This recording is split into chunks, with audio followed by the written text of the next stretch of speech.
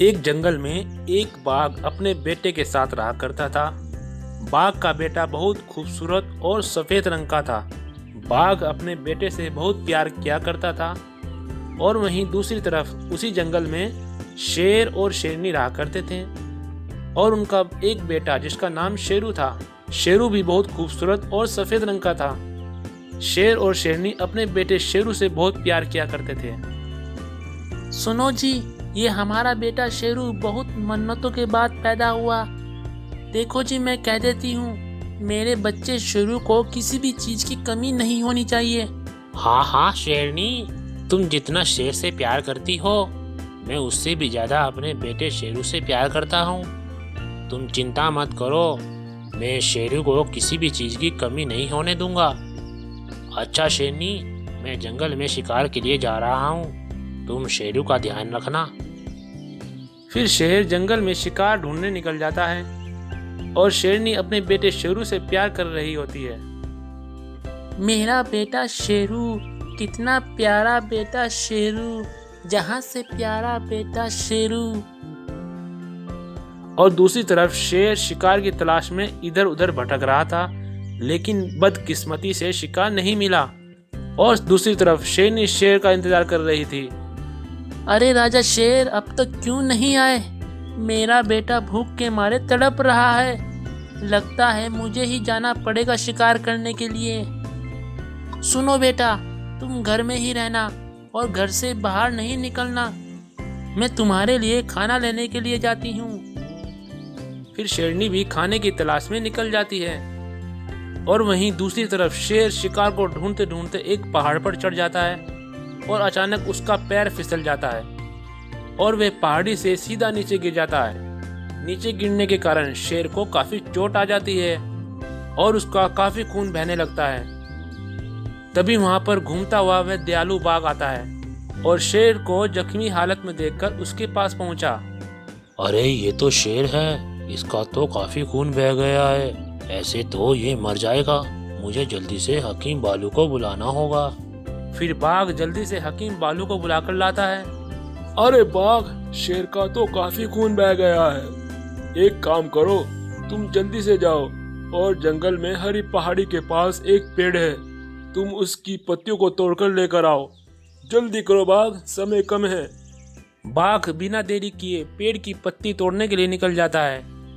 बाघ पेड़ की पत्ती को तोड़कर वापस आ रहा था कि तभी शेरनी की नजर बाघ पर पड़ी और बोली, बहुत देर से शिकार ढूंढ रही थी, लेकिन अब जाकर ये बाघ मिला। चलो आज मैं इस बाघ का ही शिकार करती हूँ। शेरनी बिना सोचे समझे पीछे से बाघ पर हमला कर देती है और बाघ को एक ही वार में ध्वस्त कर देती है। और अब शेरनी बाघ का मांस लेकर वापस आ रही होती है, लेकिन रास्ते में हकीम बालू और एक जख्मी शेर दिखाई दिया और दौड़कर उसके पास पहुंची। यहाँ अपने पति को खून में लटपट देख शेरनी के पैरों तले जमीन खिसक गई। अरे ये तो मेरे पति हैं, इनको क्या हुआ? हकीम बालू, क्या हुआ इनको? इनकी ये हालत किसने की? शेरनी, ये पहाड़ी से नीचे गिर गया था, जिसकी वजह से इसकी ये हालत हुई है। हकीम बालू, तुम कुछ करते क्यों नहीं? तुम तो हकीम हो, इनका इलाज क्यों नहीं कर रहे हो? शेरनी बहन, मैंने एक बाघ को जड़ी बूटी वाली पत्तियों को लेने भेजा था, लेकिन पता नहीं इतनी देर हो गई, वे अभी तक नहीं आया। शेरनी मन ही मन सोचने लगी, हाय, मैंने ये क्या कर दिया? जो बाघ मेरे पति शेर के लिए जड़ी बूटी लेने गया था, उसको ही मैंने मार डाला। मैं ऐसा कैसे कर सकती हूँ? शेरनी को अपने आप में शर्मिंदगी महसूस हुई और थोड़ी देर बाद शेर ने दम तोड़ दिया था। शेरनी बहन, अब तुम्हारे पति इस दुनिया में नहीं रहे। अफसोस, मैं आपके पति को बचा नहीं पाया। और दूसरी तरफ बाघ का बेटा अपने पिताजी बाघ के आने का इंतजार कर रहा था। अरे अरे, मेरे पिताजी अब तक क्यों नहीं आए? चलो मैं जंगल में जाकर देखता हूँ क्या हुआ। फिर वह अपने पिता को ढूंढने निकल जाता है। ढूंढते ढूंढते शेरनी के पास पहुंचा। शेरनी आंटी, आपने मेरे पिताजी बाघ को देखा है?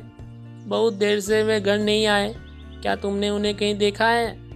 शेरनी को बाघ के बेटे पर बहुत प्यार आया और शेरनी ने उसे सब कुछ बताया। बेटा तुम घबराओ नहीं, आज से मैं तुम्हारी माँ हूँ। मैं तुम्हें पालूंगी और तुम्हें अपने बेटे शेरू की तरह रखूंगी और किसी भी चीज की कमी नहीं आने दूंगी। फिर शेरनी बाघ के बेटे को अपने बेटे की तरह पालने लगी। तो देखा दोस्तों, इस कहानी से हमें ये शिक्षा मिलती है, बिना सोचे समझे हमें कोई भी काम करना नहीं चाहिए, नहीं तो बाद में पछतावा होता है, जैसे शेरनी को हुआ। एक बार की बात है, एक जंगल में गर्भवती हथनी बड़े मजे से घूम रही थी और आगे शिकारियों ने एक बड़ा गड्ढा बना रखा था। गर्भवती हथनी उस गड्ढे से अनजान थी, वह अपने में ही मगन होकर चल रही थी।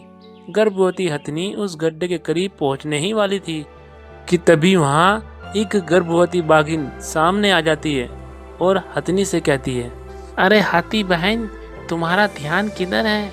आगे देखो, शिकारियों ने बहुत बड़ा गड्ढा बना रखा है। तुम्हें ऐसी हालत में संभल कर चलना चाहिए। अच्छा हुआ मेरी नज़र तुम पर पड़ गई। बाघनी बहन, तुम्हारा बहुत बहुत धन्यवाद। तुमने मेरी और मेरे बच्चे की जान बचा दी। आगे से मैं संभल कर चलूंगी। फिर वो दिन आ ही जाता है जब हथनी अपने बच्चे हाथी को जन्म देती है और दूसरी ओर बाघिन भी अपने बच्चे बाघ को जन्म देती है। एक दिन बाघिन अपने बच्चे बाघ को छोड़कर भोजन की तलाश में निकल जाती है। ये बच्चा बाघ खेल रहा था कि तभी वहाँ एक बड़ा और जहरीला सांप आ जाता है और वह सांप बाघनी के बच्चे को काटने के इरादे से आया था और उसकी ओर बढ़ रहा था। तभी दूसरी ओर से सांप को गुजरते हुए दूर खड़ी हथनी देख रही थी और बोलती है, अरे ये बाघनी अपने बच्चों को छोड़कर कहाँ चली गई? ये भयानक सांप इस बच्चे को काट देगा। नहीं नहीं नहीं, मुझे इस बच्चे को बचाना होगा। हथनी ने जरा सी भी देरी नहीं की और उसे बचाने के लिए दौड़ती है। वह सांप बच्चे को काटने ही वाला था। तभी हथनी ने अपनी सूंड से सांप को दूर गिरा दिया, लेकिन उस वक्त सांप ने हाथी को काट लिया था। बाघनी का बच्चा ये देखकर बहुत डर जाता है और जोर जोर से चिल्लाने लगता है, माँ माँ माँ माँ, सांप, माँ कहाँ हो? जल्दी आओ माँ। बाघनी अपने बच्चे की आवाज़ सुनकर दौड़कर अपने बच्चे के पास आती है और वहां आकर देखती है कि हथनी नीचे गिरी हुई है। उसका शरीर सांप के जहर से नीला पड़ गया था। बाघनी ये देखकर हैरान हो जाती है और बोलती है, हथनी बहन, ये क्या हो गया? तुमने मेरे बच्चे को बचाकर अपनी जान जोखिम में डाल दी। मुझे माफ़ कर दो, ये सब मेरी वजह से हुआ है। फिर हथनी गुर्राते हुए बोलती है, नहीं नहीं बाघनी बहन, ये तो मेरा फर्ज था। एक दिन तुमने मेरी और मेरे बच्चे की जान बचाई थी। मेरी बहन, मेरे शरीर में उस सांप का जहर फैल चुका है। लगता है अब मैं जिंदा नहीं रहूंगी। तुम मेरे बच्चे हाथी की माँ बनकर उसकी देखभाल करना। ये कहकर हथनी मर जाती है। थोड़ी ही देर में वहाँ हथनी का बच्चा भी आ जाता है और वह अपनी माँ से कहता है, माँ माँ, मुझे भूख लगी है। माँ माँ, तुम्हें क्या हो गया है? तुम बोलती क्यों नहीं माँ? माँ, मुझे भूख लगी है माँ। ये सुनकर बाघनी का मन भर आता है और हाथी को बोलती है, बेटा तुम्हें भूख लगी है, आ जाओ मेरे पास। आज से मैं तुम्हें अपना दूध पिलाऊंगी। फिर हाथी बाघनी का दूध पीने लगता है और बाघनी उसे सारी बात बताकर उसे अपने साथ घर ले आती है और बाघनी अपने बेटे बाघ और हाथी को एक साथ दूध पिलाती है और उसका ध्यान ऐसे ही रखती है जैसे अपने बेटे बाघ का रखती है। अब धीरे धीरे हाथी भी बाघनी को अपनी माँ समझने लगा था और इस तरह से वह बाघनी हथनी के बच्चे हाथी का लालन पोषण करने लगी थी और हर मुसीबत से उसकी रक्षा करती थी। दोस्तों, कहानी पसंद आए तो वीडियो को लाइक करें और ऐसी ही कहानियों के लिए चैनल को सब्सक्राइब करें।